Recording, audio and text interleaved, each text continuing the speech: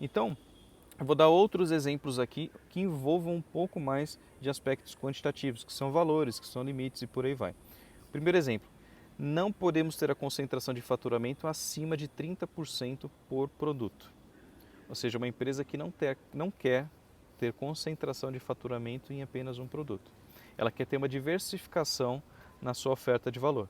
Para que caso, ainda mais se esse produto ela não tiver detenção total sobre os insumos, sobre o core daquele produto, ele é uma revenda e por aí vai, pode ter esse tipo de determinação. E não basta só o dono, o board declarar em falas, em discursos, não. Se isso precisa estar escrito, formalizado, porque a empresa, as outras áreas comerciais, de processo, etc., terão que trabalhar para diminuir a concentração caso exista, porque a empresa não aceita ter. Então, é por isso que eu digo que vai drivar, sim, que pode drivar como a empresa opera e aloca seus recursos. Tá legal? Um outro exemplo, nosso processo de qualidade pode aceitar no máximo 5% de falha de produção. É um apetite determinado, tá certo? Ou seja, não vou aceitar, a empresa não aceita com uma concentração maior do que 5%. Tá legal? Evidentemente que isso não limita que isso aconteça. Pode ser que você tenha essa definição e aconteça de você ter uma falha acima de 5%, 10, 15%. E aí você tem que avaliar até que teto eu tolero essa extrapolação do meu apetite, que é o que a gente chama de tolerância. Eu vou entrar sobre isso daqui a pouquinho. Um outro aspecto, o orçamento de pesquisa e desenvolvimento da minha empresa, principalmente empresa de tecnologia que tem que sempre estar buscando inovação, terá um budget, um orçamento de no máximo 25% do nosso faturamento. Ou seja, uma empresa de tecnologia que tem já um faturamento recorrente de serviços e produtos não pode pegar todo esse faturamento e investir em pesquisa e desenvolvimento, porque senão vai ter dificuldades de sustentar o dia a dia dos atuais produtos. Então existe um teto, que eu vou direcionar 25% do que eu faturo para pesquisar coisas novas e desenvolver novos produtos e por aí vai. Superou isso significa que, então, de alguma forma, o meu processo de desenvolvimento de produtos está ineficiente ou o meu faturamento não é suficiente. Então é uma hora, é quando eu tomo aquela decisão se vou adiante, não vou e por aí vai. Tá legal?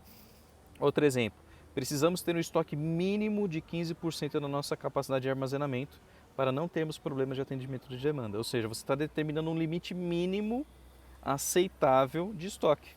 Se você baixar abaixo de 15%, certamente você pode ter um problema de entrega para o seu cliente final.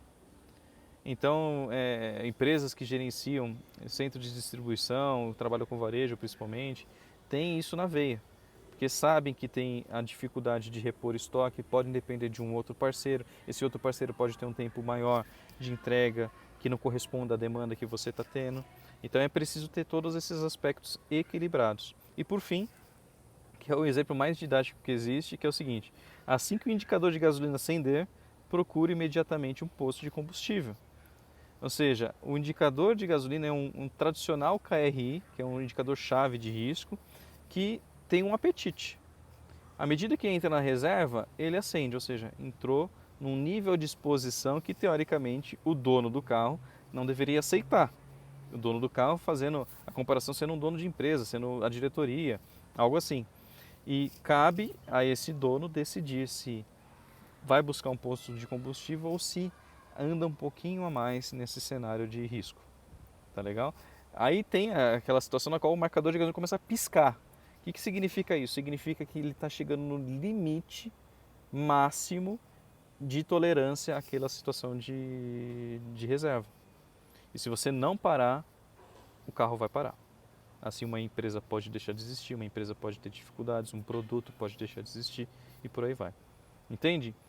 Então, esse ponto é importante sempre ter uma avaliação sobre os trade-offs de cada estratégia, avaliando o potencial retorno que ela pode trazer, bem como aquilo que pode, de maneira inerente, gerar e dar errado, que são os riscos que podem limitar o atingimento desse objetivo.